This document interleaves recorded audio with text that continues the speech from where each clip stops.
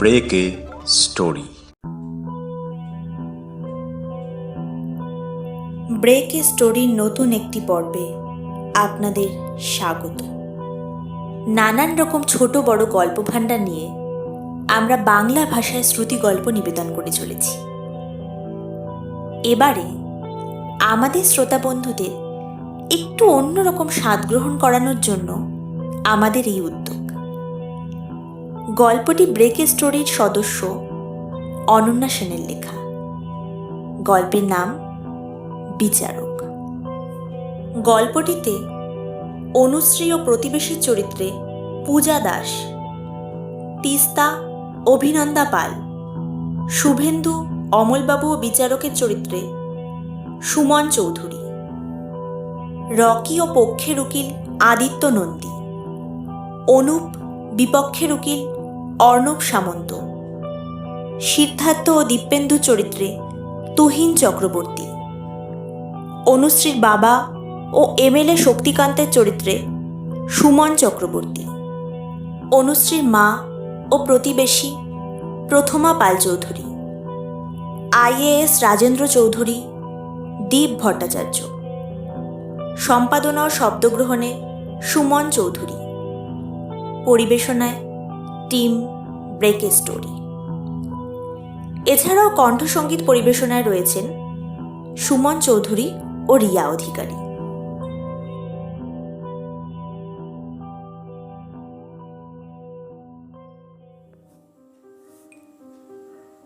আজ হাইকোর্টের মামলার শুনানির শেষ দিন। প্রত্যেকবারের মতো এবারও ক্ষমতার প্রতিপত্তির কাছে সত্য হার মানল। ওই চারজনের অনেকদিন থেকেই অনুশ্রীর দিকে খারাপ নজর ছিল। চারজনের মধ্যে দুজন ছিল সেই দলের নেতা। তাদের মধ্যে একজন হলো রকি ওরফে রাকেশ, আর একজন হলো সিড ওরফে সিদ্ধার্থ। রকি হলো এমএলএ শক্তিকান্ত মিশ্রর ছেলে, আর সিড হলো আমলা রাজেন্দ্র চৌধুরীর ছেলে। মাথার উপর ক্ষমতাবান বাবাদের হাত থাকার জন্য সব রকম অপরাধী এদের জন্য মাফ হয়ে যায়। আর বাকি দুজন বন্ধু মানে অনুপ ও শুভেন্দু, তারা রকি ও সিডের বন্ধু হওয়ার সুবাদে ওদের সাথে সমস্ত রকম অন্যায় করেও পার পেয়ে যায়।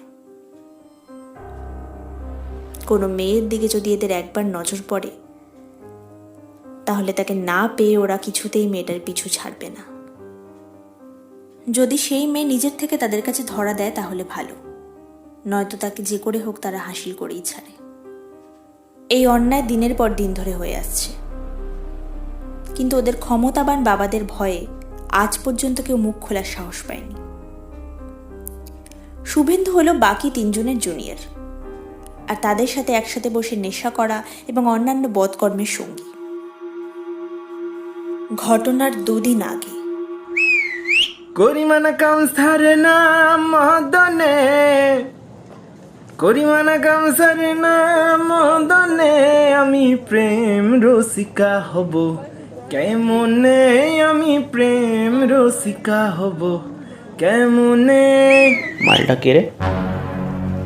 আরে ও তো অনুশ্রী, আমাদের ক্লাসমেট।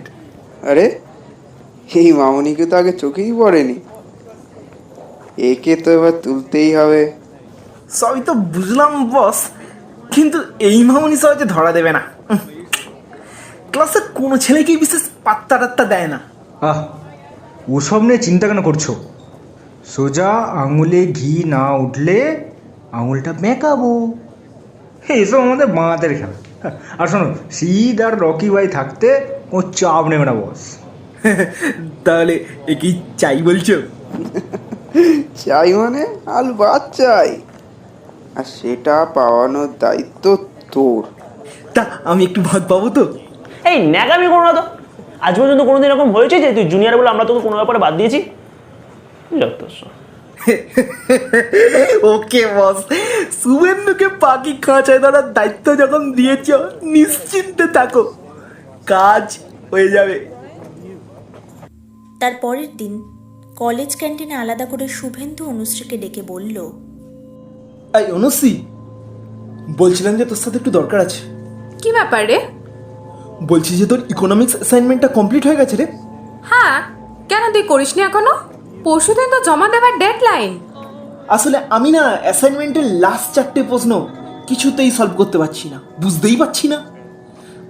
আজ তো হবে না, বিকাল 5টা অবধি পার্থ স্যারের এডুকেশন ক্লাস আছে।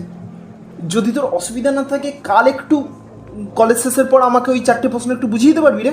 হ্যাঁ, সে তো পারবো, কিন্তু তার জন্য কলেজ শেষে অপেক্ষার কি দরকার? কোনো একটা সময় লাইব্রেরিতে চল না, বলে দিচ্ছি। নয়তো একটা কাজ কর, তুই সন্ধ্যেতে আমায় ফোন কর, আমি তোকে সবটা বুঝিয়ে আনসারগুলো ছবি তুলে হোয়াটসঅ্যাপে পাঠিয়ে দিচ্ছি। এই না না না, আমি ফোনে আবার কিছু বুঝতে পারি না।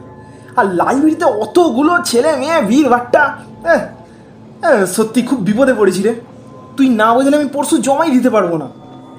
প্লিজ কাল একটু কলেজ শেষ হলে ক্লাসে আমার জন্য অপেক্ষা করিস, আমার জন্য এটুকু কর। শুভেন্দু এমনভাবে অনুশ্রীর কাছে অনুরোধ করল যে অনুশ্রী তাকে আর ফেরাতে পারল না। অগত্যা অনুশ্রী পরের দিন কলেজের শেষে শুভেন্দুকে অ্যাসাইনমেন্ট নিয়ে আলোচনা করবে বলে রাজি হয়ে গেল। অনুশ্রী ফার্স্ট ইয়ারে কয়েক মাস হলো ভর্তি হয়েছে, তাই এরই মধ্যে ক্লাসের সবাইকে সে চিনে উঠতে পারেনি। অন্যদের কাছে অবশ্য সে রকি ও সিডের দুর্নামের কথা শুনেছিল, কিন্তু ফার্স্ট ইয়ারে ভর্তির সঙ্গে সঙ্গেই শুধুমাত্র নেশা করার লোভে শুভেন্দুও যে সে দলে নাম লিখিয়েছে সেটা সে জানত না। তাই সে শুভেন্দুকে বিশ্বাস করেছিল। অনুশ্রী কলেজ শেষের পর শুভেন্দুর জন্য অপেক্ষা করছিল। ওদিকে রকি ও সিড কলেজের সিকিউরিটি গার্ডকে মোটা টাকা ঘুষ দিয়ে হাত করে রাখল, যাতে কলেজের একটা ক্লাসরুম তাদের জন্য খোলা রাখা হয়। কলেজ ছুটি হয়ে যাবার পর ক্লাসে একা যখন অনুশ্রী অপেক্ষা করছিল, তখন সবার প্রথমে শুভেন্দু এসে ঢুকল। তাকে দেখে অনুশ্রী বলল, এসে গেছিস? নে বল এবার, কোন প্রশ্নটাতে তোর অসুবিধা হচ্ছে? অনুশ্রীর কথা শুনে শুভেন্দু কৌতুকের সুরে বলল, আরে দাঁড়া দাঁড়া দাঁড়া দাঁড়া, ওসব প্রশ্ন টশ্ন রাখতো, আগে তোর একটু পুজো করা হবে আজ। অনুশ্রী শুভেন্দুর কথার কোনো মানে না বুঝতে পেরে বলল, মানে কিসের পুজো? কি সব আবল তাবল কথা বলছিস তুই? তুই তো কাল আমায় বললি কলেজ শেষের পর ক্লাসে অপেক্ষা করতে, তোর অ্যাসাইনমেন্টের কি প্রশ্ন বুঝতে পারছিস না বলে।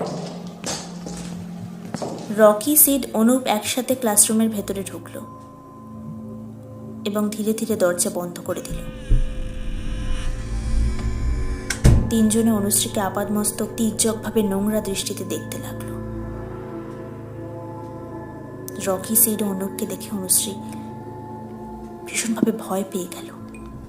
কম্পিত গলায় শুভেন্দুর উদ্দেশ্যে বলল, এ কি, ওরা এখানে কি করছে? কি চায় ওরা? ওই যে বললাম তোর পুজো হবে, হ্যাঁ ওরা পুজোর প্রসাদ খেতে এসছে। শুভেন্দু কথাটা শেষ করার পর চারজন ছেলে মিলে অট্টহাসি শুরু করে দিল এবং অনুশ্রীর কাছে ব্যাপারটা জলের মতো স্বচ্ছ হয়ে গেল যে ঠিক কী কারণে শুভেন্দুকে কলেজের শেষে ক্লাসে অপেক্ষা করতে বলেছিল। বিপদ আসন্ন বুঝে অনুশ্রী দৌড়ে পালাতে যাবে, ঠিক তখনই পেছন থেকে রকি ওড়না টেনে ধরল। তারপর শটান তার গা থেকে ওড়নাটা ছুঁড়ে মাটিতে ফেলে দিল। অনুরোধের স্বরে অনুশ্রী চারজনের উদ্দেশ্যে বলল, দয়া করে আমায় তোমরা ছেড়ে দাও, আমি তো তোমাদের কোনো ক্ষতি করিনি, প্লিজ আমার এত বড় সর্বনাশ করো না তোমরা। কিন্তু তাতে কোনো লাভ হলো না। অনুশ্রীকে চারজন মিলে ক্লাসের মেঝেতে ছুঁড়ে আছাড় মেরে ফেলে দিল। তারা জোর করে ছিঁড়ে ফেলল অনুশ্রীর সালোয়ার, দুফলা করে দিল জামা কাপড়, আর অনুশ্রীর উপর এক এক করে পৈশাচিক অত্যাচার চালালো। যতক্ষণ ধরে ওই চারজন কথ্য নির্যাতন চালিয়ে রাখলো, ততক্ষণ সারা ক্লাসে অনুশ্রীর যন্ত্রণা আর কান্না মিশ্রিত আর্তনাদ গম গম করে উঠতে লাগলো। আমার শরীর আজ ভিজে যায় রক্তে নাকি ভারী বর্ষায়, কিছু চোখ গিলছে আমায়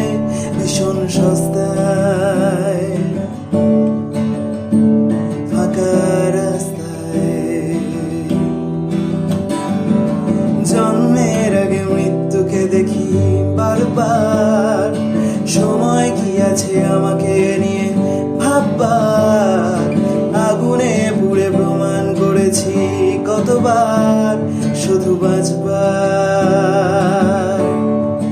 নেই কোনো অধিকার। তুমি মানুষ হই ফেটে যাও, আমি আগুন ফাগুনে ধর্ষিতা ফুল সজ্জায়।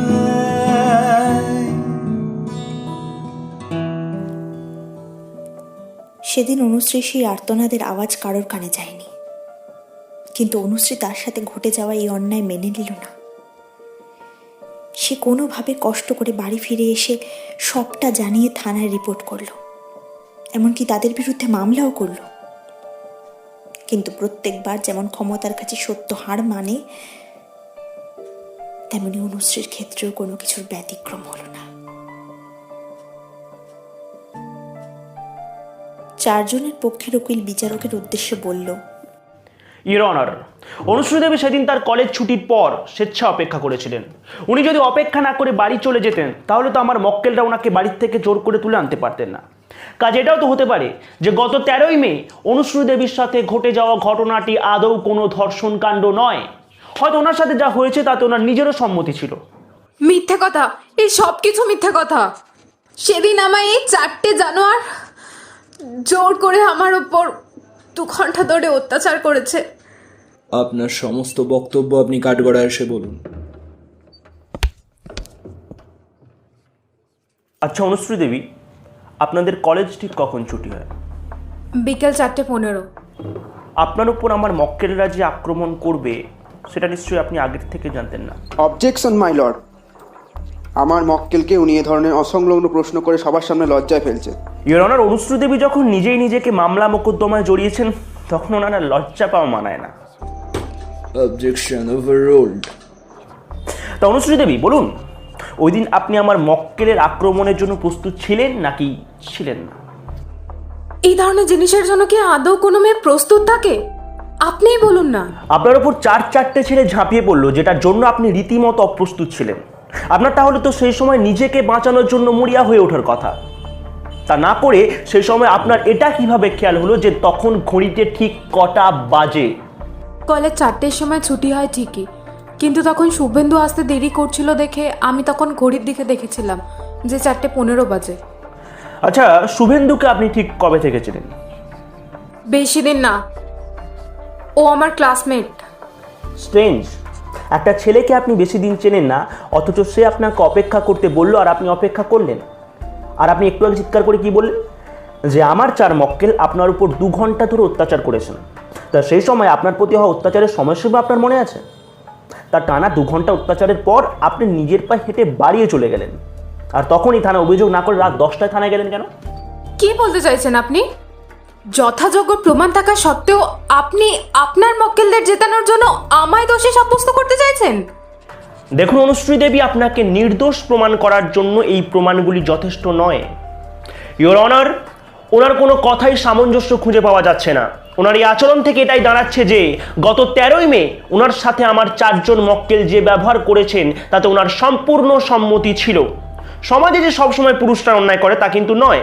অনেক সময় উচ্চবিত্ত ঘরের ছেলেদের থেকে লাভ পাওয়ার জন্য এই অনুশ্রী দেবীর মতো সুবিধাবাদী মহিলারাও সুযোগ নিয়ে থাকেন, আর তারপর ঠিক মতো ধার্য মূল্য না পেলে ধর্ষণের মিথ্যে অভিযোগ আনেন।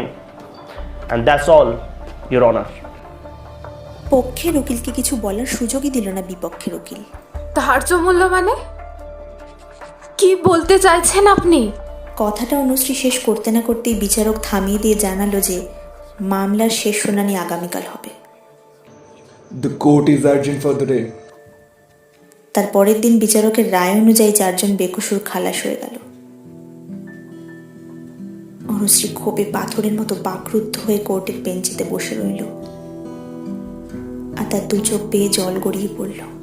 আমার 2 চোখ আজ ভিজে যায়, কান্নায় নাকি মিথ্যে কোন ভরসায়, নিঃসঙ্গ আমি ফাঁকা রাস্তায়, কারা হেঁটে যায় আমায় পেতে চায়। পক্ষের উকিল নিচু গলায় বলল, পারলাম না আমি, পারলে ক্ষমা করে দেবেন। অসহায়ভাবে কাঁদো কাঁদো মুখে অনুশ্রী আর তার বাবা মা কোর্ট থেকে বেরোনোর সময় দেখতে পেল 4 জনকে রাজেন্দ্র চৌধুরী এবং এমএলএ যে তার অভিনন্দন জানাচ্ছে আর সন্ধ্যাবেলায় ককটেল পার্টির জন্য নিমন্ত্রণ করছে। অনুশ্রীকে বেরোতে দেখে শক্তিকান্ত তার দিকে এগিয়ে এসে বিদ্রুপ করে বলল, রাগ করো না, বুঝতেই তো পারছো অল্প বয়সে ছেলে কলেজ লাইফ এনজয় করছে, তাই আনন্দ করতে গিয়ে একটু ভুল না হয় করেই ফেলেছে। তুমি বরং ব্যাপারটা আজ থেকে ভুলে যাও, তাতে তোমারই মঙ্গল।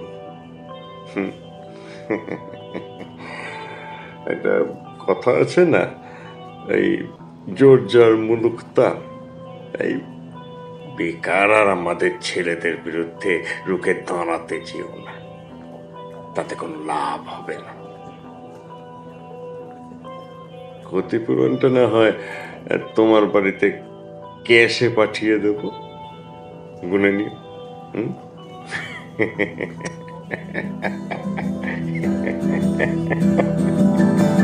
প্রতিদিন তুমি এইভাবে ঠিক লুটে নাও, মাছ ভাত নয় আমার শরীর খেতে চাও, আরো বেশি আরো দর কষাকষি করে যাও হাসপাতালে,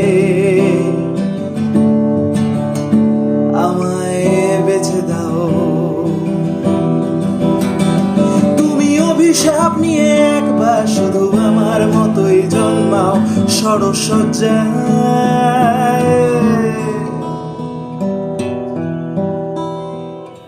এই বলে তীর্যকভাবে একটা জয়ের হাসি হেসে চোখে সানগ্লাস পরে শক্তিকান্ত গাড়িতে উঠে চলে গেল। সেদিন বাড়ি ফিরে অনুশ্রীর বাড়িতে এক বিভীষিকাময় পরিবেশ কাটছিল। এতদিনের এত ধকলে ক্লান্ত হয়ে গেছে তারা। বাড়ি ফেরার পর থেকেই অনুশ্রী বাকরুদ্ধ হয়ে চুপ করে ঘরে বসে রইল, দরজা বন্ধ করে। আয়নার সামনে দাঁড়িয়ে নিজেকে এক দৃষ্টে দেখল। চোখের নিচে এক পোঁচ কালি পড়ে গেছে। তার অপমান আর বদনামের জ্বালা গলা ফাটিয়ে চিৎকার করে কাঁদতে ইচ্ছা করছিল, কিন্তু কি লাভ? এক ছাপোষা মধ্যবিত্ত বাড়ির মেয়ের কান্নার কি কোনো মানে আছে? কারো মনে এই বিশ্বাস জাগাতে পারবে যে সেদিন তার কোনো দোষ ছিল না? লজ্জা আর ঘেন্নার দৃষ্টির সাথে তার এবার নজর পড়ল সিলিং ফ্যানের দিকে। চলন্ত সিলিং ফ্যানটার দিকে এক দৃষ্টে তাকিয়ে রইল অনুশ্রী।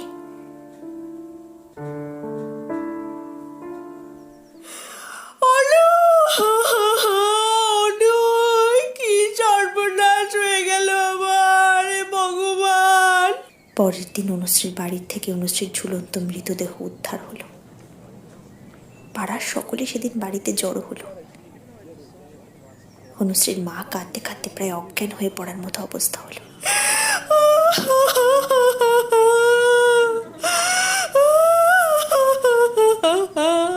কিছু ভদ্র মহিলা তার মৃতদেহকে ইঙ্গিত করে নিজেদের মধ্যে বলে উঠল, কলেজে নতুন ভর্তি হয়ে দানা গজালে যা হয়, উচ্চ মাধ্যমিকে ভালো রেজাল্ট করার পর মায়ের কি অহংকার মেয়েকে নিয়ে।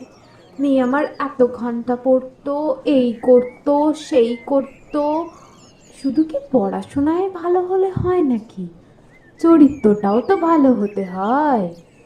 এরকম মেয়ে বেঁচে থাকার চেয়ে মরে যাওয়াই ভালো, নয়তো পাড়ার বদনাম হতো। আবার তাদেরই মধ্যে কেউ অনুশ্রীর মাকে সান্ত্বনা দেওয়ার অভিনয় করে বলল, কাঁদবেন না দিদি, কি করবেন বলুন? মেয়েটার কপালটাই খারাপ ছিল, নয়তো কত ভালোই মেয়ে ছিল আপনাদের। সেদিন শ্মশানে অমলবাবু অনুশ্রীর বাবাকে সান্ত্বনা দিয়ে বলল, অনুর মতো একটা মেয়ের যারা এত বড় সর্বনাশ করলো, সময় ঠিক তাদের শাস্তি দেবে। অমলবাবু হলো অনুশ্রীর পাড়ার একজন বাসিন্দা। তিনিও তার পরিবার বরাবরই অনুশ্রীদের শুভাকাঙ্ক্ষী। অনুশ্রীকে অমলবাবু ছোটবেলা থেকেই চিনত। সেদিন অনুশ্রীদের বাড়িতে অনুশ্রীর মৃতদেহের দিকে তাকিয়ে তিস্তার চোখেও জল চলে এসেছিল। তিস্তা হলো অমলবাবুর মেয়ে। এখন সে 2য় বর্ষের ফিজিক্স অনার্স নিয়ে পড়ছে। তার বেশিরভাগ সময়টাই কাটে লেখাপড়া নিয়ে। ছোটবেলা থেকেই তার ইচ্ছে বৈজ্ঞানিক হওয়ার, তাই সে বাড়িতে লেখাপড়ার সাথে সাথে নতুন নতুন জিনিসের এক্সপেরিমেন্ট করে। এক্সপেরিমেন্টের জন্য প্রয়োজনীয় সরঞ্জাম সে নিজেই কিনে আনে। অনুশ্রীকে তিস্তা ছোটবেলা থেকেই চিনত, এমনকি ছোটবেলায় তারা অনেকবার একসাথে খেলাও করেছে। যদিও তিস্তা অনুশ্রীর থেকে 1 বছরের বড়, কিন্তু বন্ধুত্ব তো আর বয়স মানে না। শেষকৃত্যের পরের দিন সকালে খবরের কাগজে ওই 4 জনের বেকসুর খালাসের খবর পেয়ে তিস্তা তার বাবাকে বলল, ছেলেগুলো এত বড় অন্যায় করার পরও শুধুমাত্র ক্ষমতার জোরে এইভাবে পার পেয়ে গেল বাবা। কি আর করা যাবে বল মা, এরা হলো সরকারের কাছের লোক, তাই এদের কাছে আইন হলো সরকারের কাজের লোক। এরা নিজেদের ক্ষমতার জোরে সূর্যোদয় পূর্ব দিকে না করিয়ে পশ্চিম দিকে করাতে পারে। ঠিক তার 1 মাস বাদেই একটা আশ্চর্যজনক ঘটনা ঘটে গেল। শহরে পরপর 2 দিন 2 জনের রহস্যজনকভাবে খুন হলো। সেই 2 জন হলো শুভেন্দু আর অনুপ। শুভেন্দুর লাশ পাওয়া গেল গোল পার্কের একটা আন্ডার কনস্ট্রাকশন বিল্ডিংয়ে, আর অনুপের লাশ পাওয়া গেল বারাসাতের একটা খালে। 2 জনেরই খুন একই রকম ভাবে করা হয়েছে। 2 জনেরই গলার নলি এমনভাবে কাটা হয়েছে দেখে মনে হচ্ছে যেন খুর ধারালো কিছু গলায় চেপে রাখা হয়েছিল। তার সাথে আরও একটা অদ্ভুত ব্যাপার দেখা গেল। সেটা হলো 2 জনেরই জামার সাথে একটা করে ছোট্ট চিরকুট লাগানো ছিল। তাতে কালো কালি দিয়ে একটা কথা লেখা ছিল, সমাজে যদি ধর্ষিতারা না বাঁচতে পারে তবে ধর্ষকেরও বেঁচে থাকার কোনো অধিকার নেই। ইতি এক নিগৃহীতার বিচারক। শুভেন্দুকে খুন করা হয়েছিল বুধবার, আর অনুপকে খুন করা হয়েছে বৃহস্পতিবার। 2 জনের মৃতদেহই ময়না তদন্তে পাঠানো হয়েছে এবং তদন্তের রিপোর্ট একই বেরোল। 2 জনেরই খুন হয়েছে রাত 8:30 নাগাদ, আর খুন করার পদ্ধতিও একই রকম। কোনো ধারালো জাতীয় অস্ত্র দিয়ে গলার নলি কাটা হয়েছে। অনেকক্ষণ ধরে চেপে রেখে দগ্ধে মারা হয়েছে। সিআইডি ডিপার্টমেন্ট থেকে শুভেন্দু আর অনুপের খুনের কিনারা করার দায়িত্ব পড়েছে একজন ডিটেকটিভের উপর। তার নাম দীপেন্দু সান্যাল। বয়স 27-এর কাছাকাছি।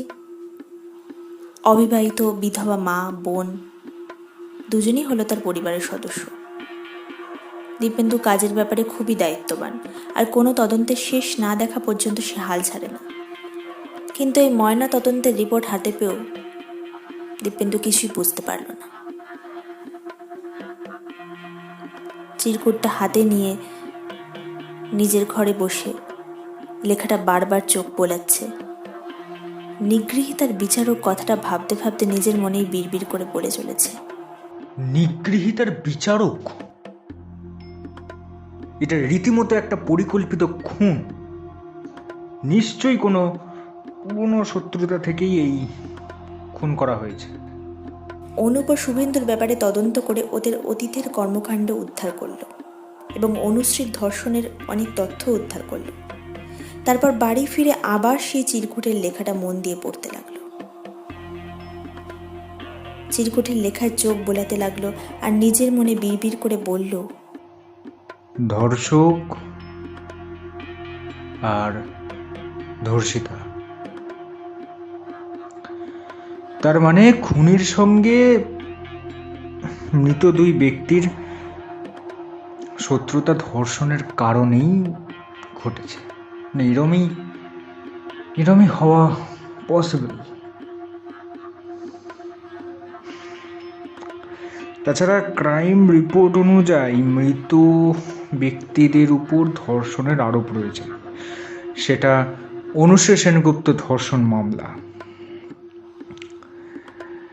যদিও ঘটনাটা মিথ্যে প্রমাণিত হয় আর তার অভিযুক্তরা ছাড়াও পেয়ে যায়, সেই কারণেই কি এই প্রতিশোধ?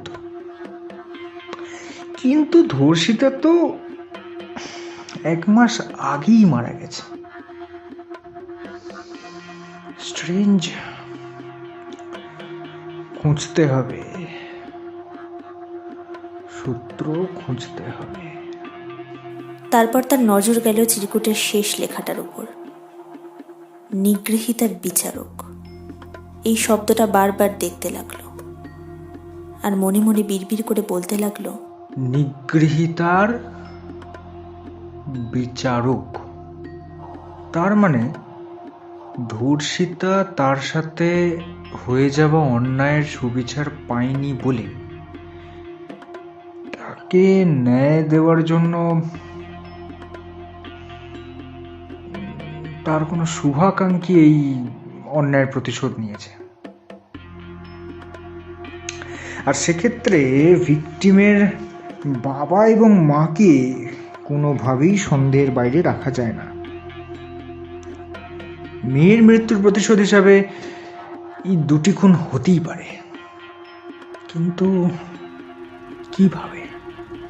অনুশ্রীর বাড়ির ঠিকানা জোগাড় করে তার পরের দিন সকালে অনুশ্রীর বাড়িতে গিয়ে হাজির হলো দিব্যেন্দু। নমস্কার, এটা কি অনুশ্রী সেনগুপ্তের বাড়ি? হ্যাঁ, তবে আপনাকে তো ঠিক চিনতে পারলাম না। ডিটেকটিভ দিব্যেন্দু সান্যাল। কিছু জরুরি জিজ্ঞাসাবাদ করার আছে, ভেতরে আসতে পারি? কয়েক সেকেন্ড অপেক্ষা করার পর অনুশ্রীর মা দিব্যেন্দুকে ঘরের ভেতরে আসতে বললেন।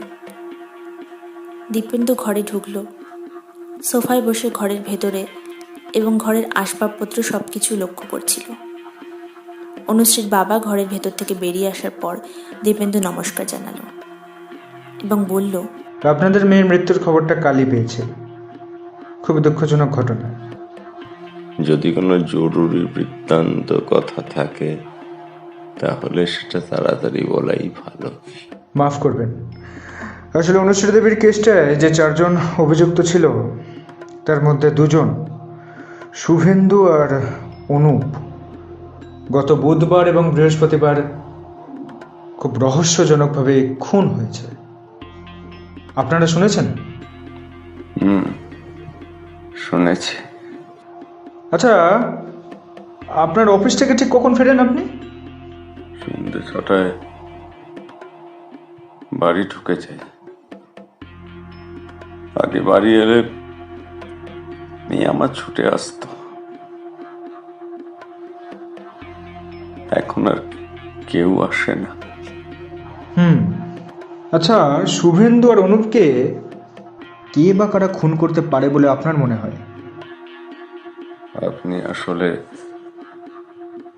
ওই 2 বেজন্মার খুনি হিসেবে আমায় সন্দেহের তালিকায় রেখেছেন। তার জন্যই আপনার এত জিজ্ঞাসাবাদ। আমি জানি না কে ওদের খুন করেছে, কিন্তু যে এই সাহসিকতা দেখিয়েছে সে কোনো সাধারণ মানুষ নয়, সে স্বয়ং দেবদূত। আমার ক্ষমতা থাকলে আমি সত্যি নিজে ওদের সব কটাকে শেষ করতাম, কিন্তু যে সাহস আমার দেখাতে পারিনি সেটা ওই 2 জানোয়ারের খুনি দেখিয়ে আমার মেয়েকে শ্রদ্ধাঞ্জলি দিয়েছে। ঠিক আছে, আজ তাহলে আসি। দিব্যেন্দু তখন আর কথা না বাড়িয়ে বেরিয়ে এলো। পাড়ার সকলকে জিজ্ঞাসাবাদ করার পরও দিব্যেন্দু সন্দেহজনক কিছু পেল না। কেউ কেউ আবার অনুশ্রীর উদ্দেশ্যে কটু মন্তব্যও করলো। আরে এক হাতে কি আর তালি বাজে? ওই মেয়েরও নিশ্চয়ই কোনো দোষ আছে। হ্যাঁ। সবশেষে জিজ্ঞাসাবাদের জন্য দিব্যেন্দু অমলবাবুর বাড়িতে এলেন। অমলবাবুর বাড়িতে কথা বলতে বলতে জানতে পারলেন যে অনুশ্রী বাবা মিথ্যে কথা বলেনি। সত্যি সত্যি 6টা নাগাদ অফিস থেকে বাড়ি ফিরেন তিনি। আচ্ছা, আপনার মেয়ে তিস্তা, উনি অনুশ্রী দেবীর বন্ধু হতেন না? তা একটু ওনার সাথে কথা বলা যায়? হ্যাঁ, ওই ওপরের ঘরে।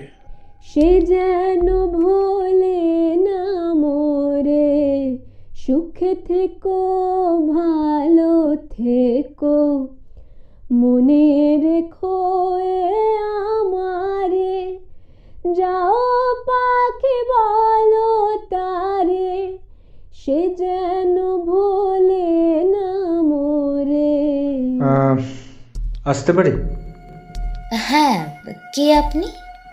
ডিটেকটিভ দিব্যেন্দু সান্যাল। একটু কথা বলা যায়? হ্যাঁ, আসুন। ধন্যবাদ। আপনি অনুশ্রী সেনগুপ্তকে চিনতেন? হ্যাঁ, ছোটবেলা থেকেই পাড়ার বন্ধু ছিল। ওনার কেসটা একটু স্টাডি করছিলাম। তাতে আর কি লাভ? সেই তো আর নেই। না, ব্যাপারটা একটু অন্যরকম। ওনার কেসটাতে যে 4 জন অভিযুক্ত ছিল তাদের মধ্যে 2 জনের গত বুধবার এবং বৃহস্পতিবার খুব রহস্যজনকভাবে খুন হয়। আচ্ছা, কিভাবে? কিভাবে এখনো ঠিক ধরা যাচ্ছে না। আমি আপনাকে এ ব্যাপারে কি হেল্প করতে পারি বলুন? কি জানেন, 2 খুনেই একটা ব্যাপার খুব কমন। যে খুনটা করছে সে নিজেকে নিগৃহীতার বিচারক পরিচয় দিচ্ছে, আর তাই একটা প্রাসঙ্গিক কেস হিসাবে অনুশ্রী দেবীর কেসটাকে কিন্তু একেবারে ছেড়ে দেওয়া যাচ্ছে না। সেটা হতেই পারে। আবার ওই 4 জনের এগেনস্টেই তো আরও অনেক কীর্তি শুনেছি। সেখানকার কেউও হতেই পারে। মানে কি হতে পারে বলে আপনার অনুমান? সেটা কিভাবে বলি বলুন? সেটা খুঁজে বের করা তো আপনাদের কাজ। আচ্ছা, আপনি কি কাজ করেন? আমি ফিজিক্সের স্টুডেন্ট। ইচ্ছে আছে পরবর্তীকালে বৈজ্ঞানিক হওয়ার। তাই লেখাপড়ার ফাঁকে মাঝে মধ্যে সেই বিষয়ে নিজেই ওই একটু আর কি প্র্যাকটিক্যাল এক্সপেরিমেন্টের নেশা আছে। ওই যে টেবিলে রাখা এক্সপেরিমেন্টাল কিটগুলো দেখছেন, ওগুলো দিয়েই একটু ট্রাই করি। I see, very good. Dipendu চায়ের কাপে চুমুক দিচ্ছিল। চুমুক দিতে দিতেই তার নজরে পড়ল তিস্তার ডান হাতে পড়া একটা ব্রেসলেটের দিকে। গভীর নীলচে আভা বেরোচ্ছে। Nice bracelet. এটা কি নীলা? Thank you. হ্যাঁ, এটা সাধারণ নীলা নয়, ইন্দ্রনীলা। বাহ। চা শেষ করে দীপেন্দু অমলবাবু তার পরিবারের সকলের উদ্দেশ্যে হাত জোর করে বিদায় জানালো। অনেক অনেক ধন্যবাদ সহযোগিতা করার জন্য। আজ চলে আসি।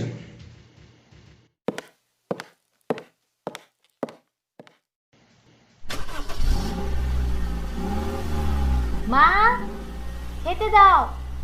বিকেলে কলেজ থেকে ফেরার পর আমি একটু স্যারের বাড়িতে দরকারে যাব, ফিরতে রাত হবে।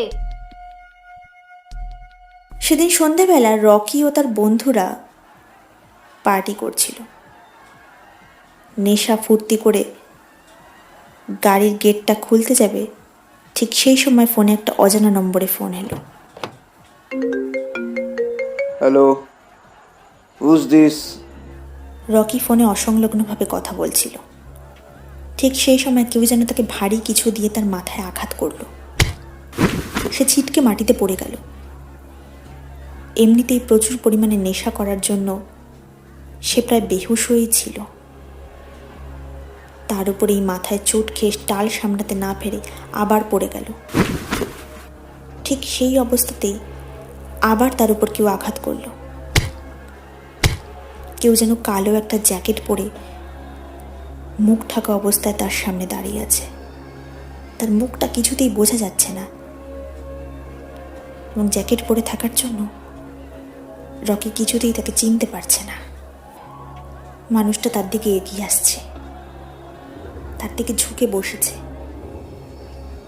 কিছুক্ষণের মধ্যেই রকি মৃত্যু যন্ত্রণায় ছটফট করতে লাগলো।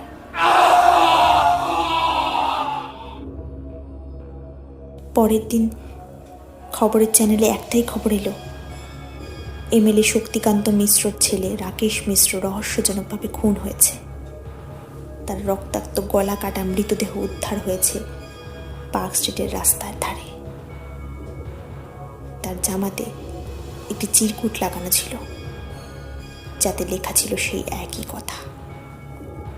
সমাজে যদি ধর্ষিতারা না বাঁচতে পারে, তবে ধর্ষকেরও বেঁচে থাকার কোনো অধিকার নেই। ইতি এক নিগৃহীতার বিচারক।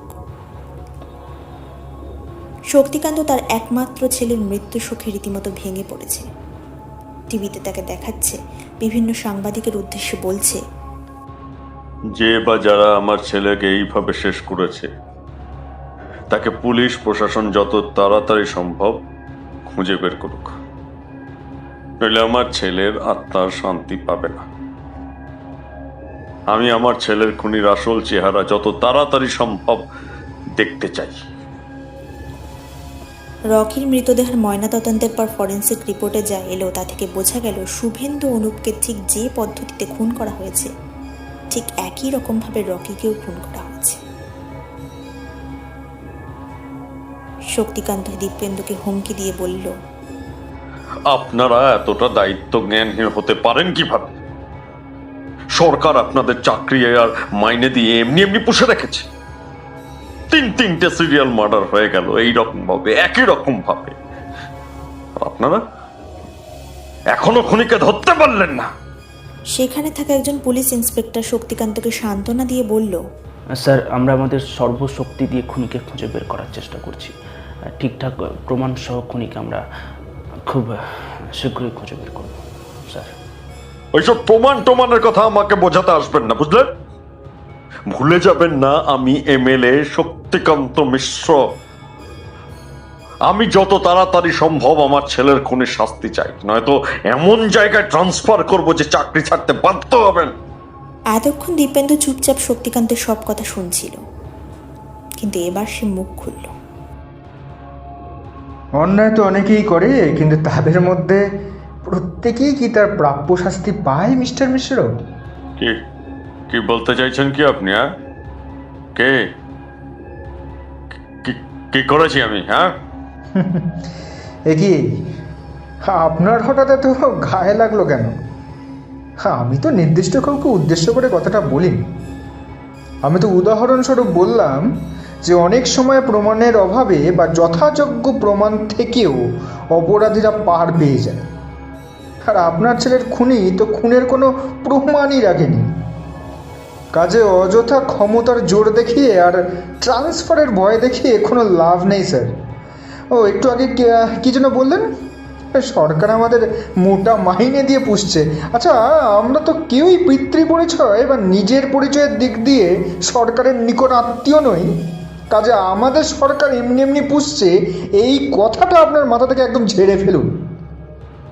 আর এখানে যারা যারা চাকরি করছেন তারা নিজস্ব যোগ্যতাতেই সরকারের কাজ করছেন।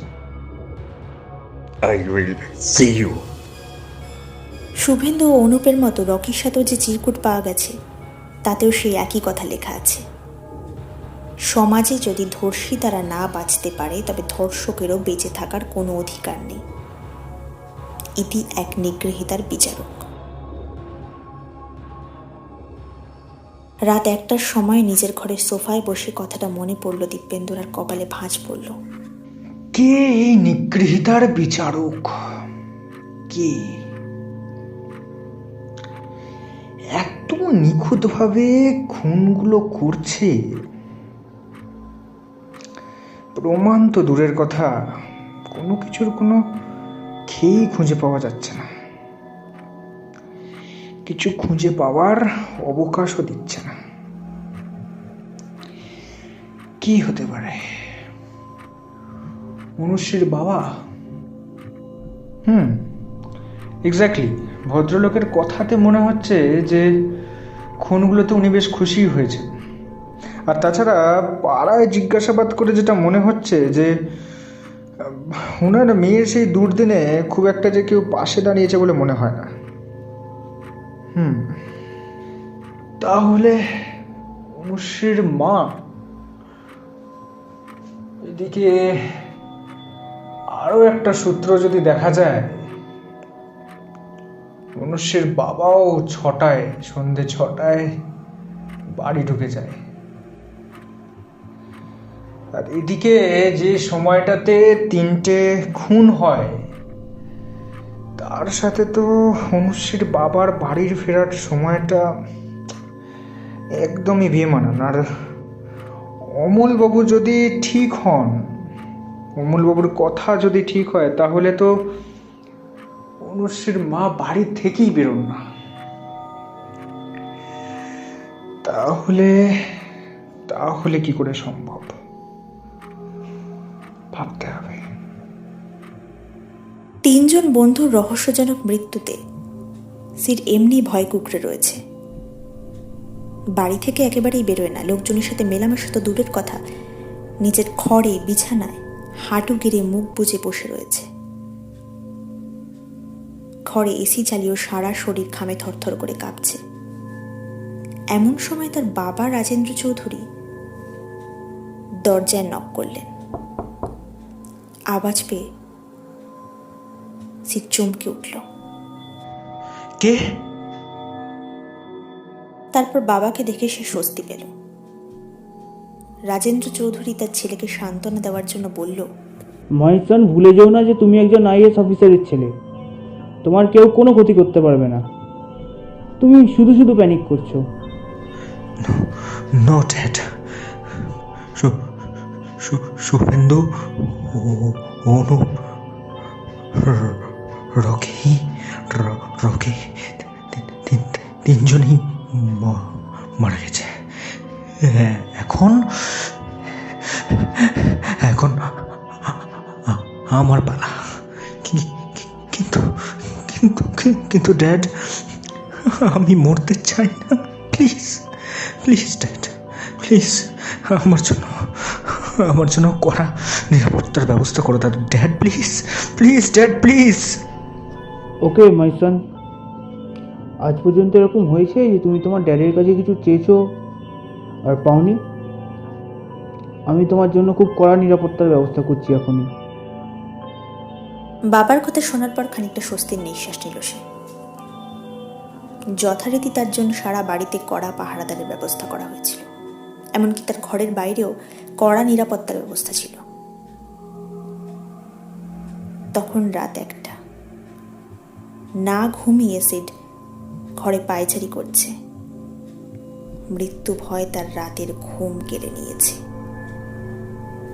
এমন সময় তার ঘরের লাইটটা হঠাৎ করে নিভে গেল। ভয়ে কাঁপা গলায় সিড বলল, কে কে কে কে কে ওখানে? কোনো সারা শব্দ পেল না সিড। এমনিতেই সে ভয়ে সিটিয়েছিল, এবার তার গলা শুকিয়ে কাঠ হয়ে আসছে। তার ঘরের দরজার কাছে এগোচ্ছে, ঠিক তখনই পেছন থেকে কেউ যেন তাকে সজোরে লাথি মারল। মেঝেতে পড়ে গেল সে। কোমরে ব্যথায় কোনোই ভর দিয়ে উঠে বসতে যাবে, সামনে ফিরে তাকাতেই দেখে ঘরের নিকোষ কালো অন্ধকারে ক্রমশ কেউ যেন তার দিকে এগিয়ে আসছে। কালো জ্যাকেট পরা একজন, মুখটা ঢাকা, জ্যাকেটের অ্যাটাচ ক্যাপ দিয়ে ঢাকা তার মুখ, দেখা যাচ্ছে না মানুষটাকে। সে যতই মেঝেতে ভর দিয়ে উঠে বসতে শুরু করলো, মানুষটি ততই তার দিকে এগিয়ে আসছে, ক্রমশ ঝুঁকে বসছে। সিড মানুষটাকে অনুরোধ করে বলল,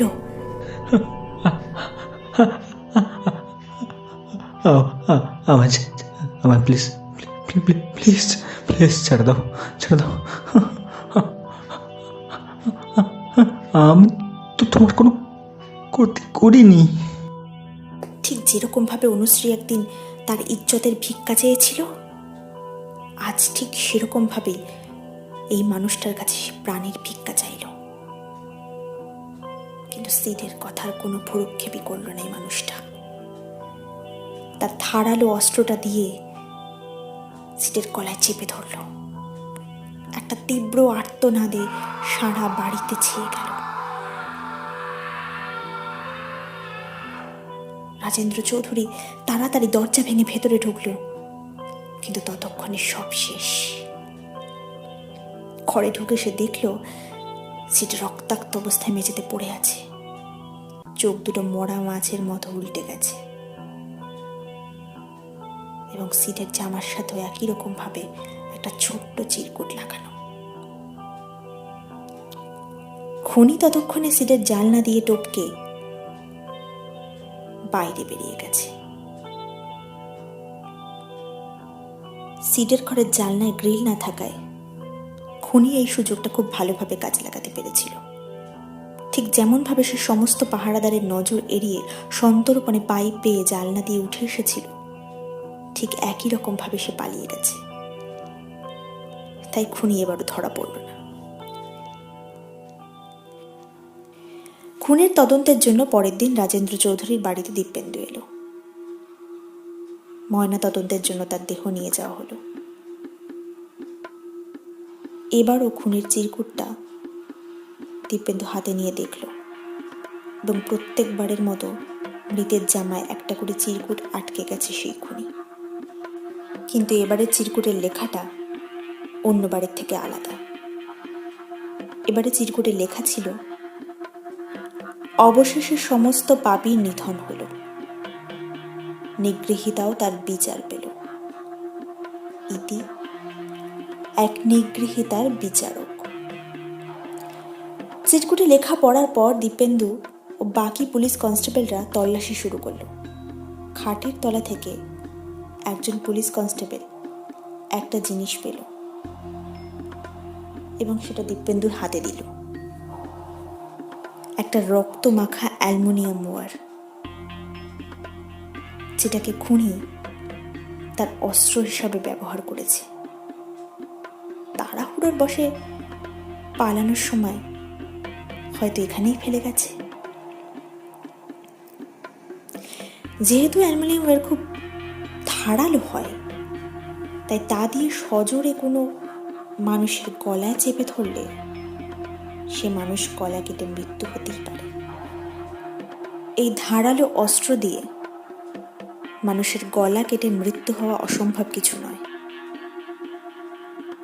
কিন্তু একটা কথা দীপেন্দু ভাবতে লাগলো, পৃথিবীতে এত ধারালো অস্ত্র থাকতে খুনি কেন এই অস্ত্রটাই ব্যবহার করলো? কেন? তারটা হাতে নিয়ে দাঁড়িয়ে দীপেন্দু কথাটা চিন্তা করছে, আর ঠিক তখনই আরেকজন পুলিশ কনস্টেবল খুঁজে পেল অন্য একটা জিনিস। তাড়াহুড়ো করে পালাতে গিয়ে খুনি জিনিসটা ফেলে গেছে, আর সেটা হাতে পেয়ে দীপেন্দু নিজের চোখকে বিশ্বাস করতে পারছিল না। পুরো ব্যাপারটা কেমন এক পলকে স্বচ্ছ হয়ে উঠল। ডান হাতের কনুইয়ের কাজটা অনেকটা কেটে গেছে। নিজের ঘরে বসে তার হাতের কনুইতে ওষুধ লাগাচ্ছিল তিস্তা। আজকের সকালের খবরের হেডলাইনে সে বেশ খুশি। অনুশ্রী কাল রাতে তার সুবিচার পেয়ে গেছে। খুন হয়েছে আইএএস রাজেন্দ্র চৌধুরীর একমাত্র ছেলে সিদ্ধার্থ। ক্ষমতা বলে বিচারের কাঠগড়ায় যে পরিহাস লিখেছিল অনুশ্রীর ভাগ্যে, আজ তাদের মৃত্যুদণ্ড দিয়েছে বিচারের ক্ষমতার নাগপাশের বাইরে থাকা কোনো এক বিচারক। তিস্তা উঠে গিয়ে আলমারিটা খুলে বের করে আনলো একটা প্লাস্টিকের ব্যাগ। তার মধ্যে চামড়ায় তৈরি একটা কালো জ্যাকেট। আয়নার সামনে দাঁড়িয়ে বলল, এটার আর কোনো প্রয়োজন নেই। দীপেন্দু এলো তিস্তাদের বাড়িতে। তিস্তার উদ্দেশ্যে বলল, সম্প্রতি সিদ্ধার্থ তার বাড়িতে খুন হয়েছে, শুনেছেন তো? দেখলাম সব নিউজ চ্যানেলগুলোতে, কেয়ার অফ নিগৃহীতার বিচারক। আচ্ছা, এই নিগৃহীতের বিচারক কি বা কারা হতে পারে বলে আপনার মনে হয়?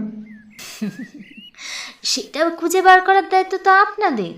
আমি কিভাবে বলবো বলুন যে কে বা কারা এই খুনগুলো করেছে? এবার দীপেন্দু পকেট থেকে বের করে আনলো একটা ছোট নেকলেসের মতো কিছু। তারপর সেটাকে সেন্টার টেবিলে রাখলো। একটা নীলচে আভাযুক্ত পাথর চকচক করছে, রূপোর চেনের উপর পাথরটা বসানো। একটা ব্রেসলেট। গভীর নীলচে আভা ঠিকরে বেরোচ্ছে পাথর থেকে, আর এই চকচকে আলোই বলে দিচ্ছে এটি ইন্দ্রনীলা। তিস্তার উদ্দেশ্যে দীপেন্দু বলল, এইসব দামি জিনিস একটু আগলে রাখবেন, নয়তো হারিয়ে যেতে পারে। আপনার আমার ব্রেসলেটটা এত পছন্দ হয়েছে যে হুবহু আমার হাতে যেরকম ব্রেসলেট আছে ঠিক সেই রকম নিজের জন্য একটা কিনে ফেললেন। দীপেন্দু অবাক হয়ে দেখল সে যেই ব্রেসলেটটা তিস্তাকে দেখালো সেটা আর তিস্তার ডান হাতের ব্রেসলেটটা হুবহু একই রকম। তিস্তার বাড়ি থেকে বেরিয়ে আসার আগে দীপেন্দু তিস্তাকে একটা শেষ কথা বলল। নিগৃহীতের বিচারক যেই হোক না কেন, ওনার সাহসিকতার বুদ্ধিকে আমি মন থেকে স্যালিউট করি।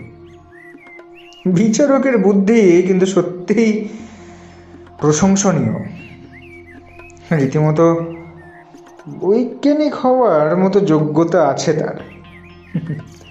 চলি। তিস্তা মনে মনে একটু হাসল, সদর দরজাটা বন্ধ করে ভেতরে চলে গেল। আসলে সত্যি কথা বলতে কি, পর্যাপ্ত প্রমাণের অভাবে যে তদন্তটা বন্ধ হয়ে গেছিল তা নয়, তদন্তটাকে কায়দা করে ধামাচাপা দেওয়া হয়েছিল। দীপেন্দু অ্যালুমিনিয়াম ওয়্যার ও ব্রেসলেট দেখে অনেক আগেই বুঝে গিয়েছিল যে এই 4টে খুনের সাথে তিস্তা জড়িত। কিন্তু তিস্তার এই অপরাধ প্রকৃত অপরাধ নয়, সেটাও দীপেন্দু জানত। কারণ অন্যায়ভাবে অনুশ্রীর অপরাধীদের ছেড়ে দেওয়া হয়েছিল। তাই দীপেন্দু প্রমাণ থাকা সত্ত্বেও এই ঘটনাটাকে নিজের কাছেই আজীবনের মতো রাখল। কারণ সে জানত তিস্তা খুনি হলেও অপরাধী নয়। যে শাস্তি ওই 4 জনকে আইন দিতে পারেনি সেটা তিস্তা করে দেখিয়েছিল। এইরকম বিচারক যদি ঘরে ঘরে থাকে তাহলে মেয়েদের নির্যাতনের শিকার হতে হবে না। গাড়িতে উঠে সানগ্লাসটা পরে দীপেন্দু মনে মনে তিস্তাকে কুর্নিশ জানালো। তারপর গাড়ির ড্রাইভারকে বলল, চলুন।